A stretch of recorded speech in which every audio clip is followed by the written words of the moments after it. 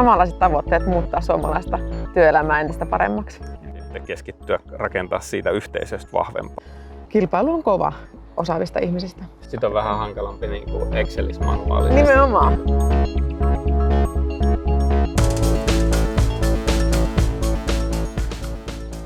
Moikka! Moi! Hei, tervetuloa meidän aamukahveille tänne. Kiitos kutsusta. Ihana paikka. Meitä sää hellii.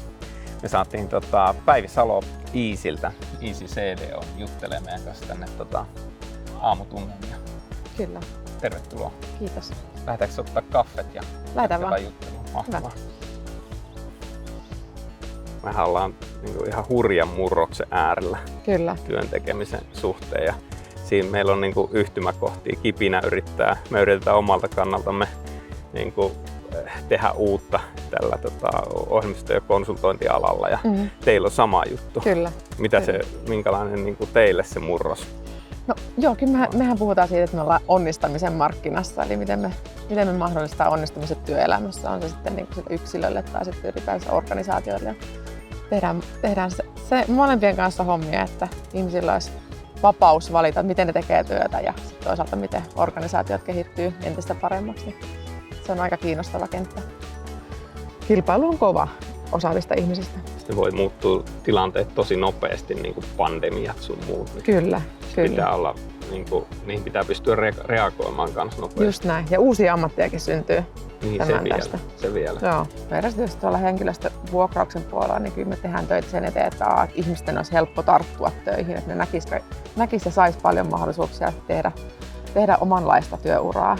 Sitten se, että ihmisillä olisi mukavaa töissä, että ne pystyisi toteuttamaan itseensä siinä työyhteisössä, missä he kulloinkin ovat. Ja kyllä me halutaan tehdä voitavamme, että ihmisille muodostuisi niin kuin työuria.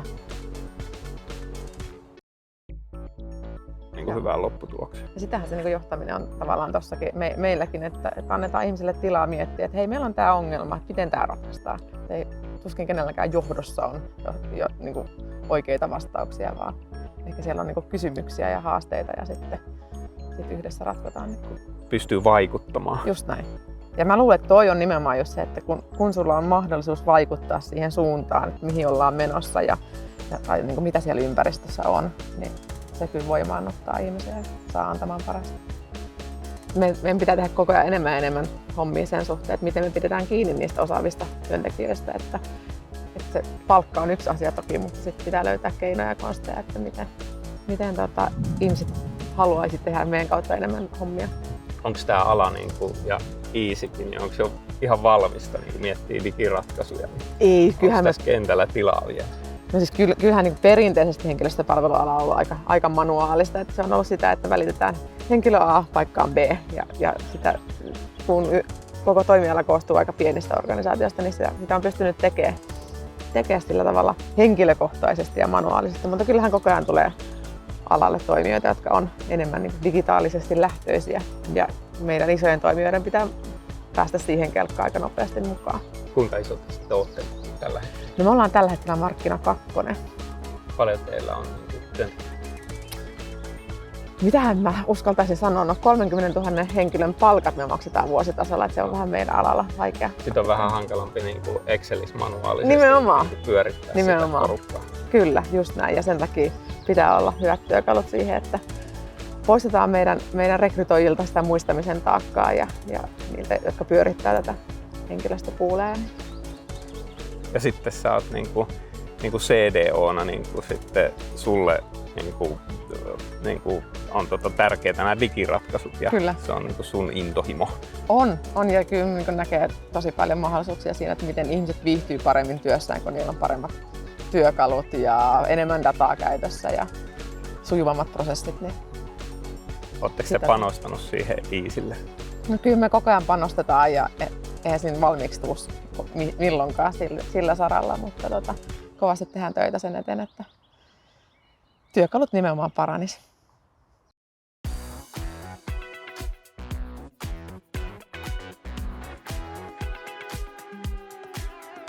Ja sitten just tämmöisiä varten me tehdään niitä digiratkaisuja yhdessä, että me mahdollistettaisiin semmoinen ympäristö. Kyllä, Ja kyllä. sitten niin kuin, sehän vaan niin kuin pelkästään työntekijöiden, ei pelkästään niin kuin teidän asiakkaiden hyväksi, mutta se työyhteisön hyväksi, kun Kyllä. pystytään tekemään sitä tehokkaammin ja niin kuin unohtaa turhat asiat ja soljuu hyvin ja sitten niin kuin keskittyä siihen, että me tehdään oikeasti sitä työtä, mitä me halutaan tehdä Kyllä. tai mitä meidän, niin kuin, mistä meidän palkka tulee Kyllä, ja kyllä. sitten keskittyä rakentaa siitä yhteisöstä vahvempaa. Kyllä, ja se fiilis näkyy sitten myös ulospäin. Tässä projekteissakin, että sitten tehdään ikään kuin yhdessä asioita, se on niin sisäänrakennettu juttu, että joku ei sanele. Esimerkiksi asiakas ei välttämättä sanele sitä, että miten tehdään, vaan teidän asiantuntijat niin miettii, että miten tämä kannattaisi tehdä, koska asiakaskaan ei välttämättä aina ole oikeassa.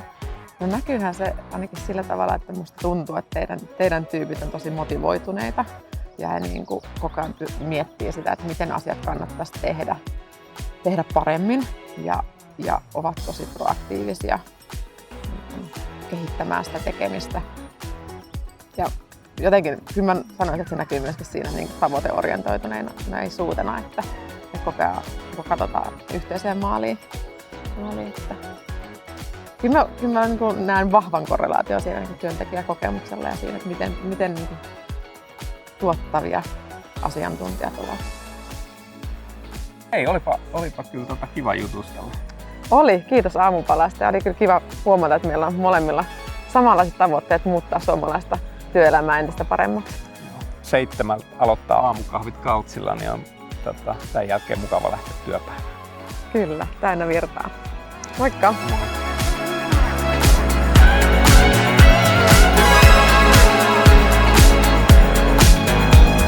Kiitos Päivä. Tosi mukava ollut jutella. Kiitos sulle, oli hyvä aamupala. Kiva. Ei tule enää mitään.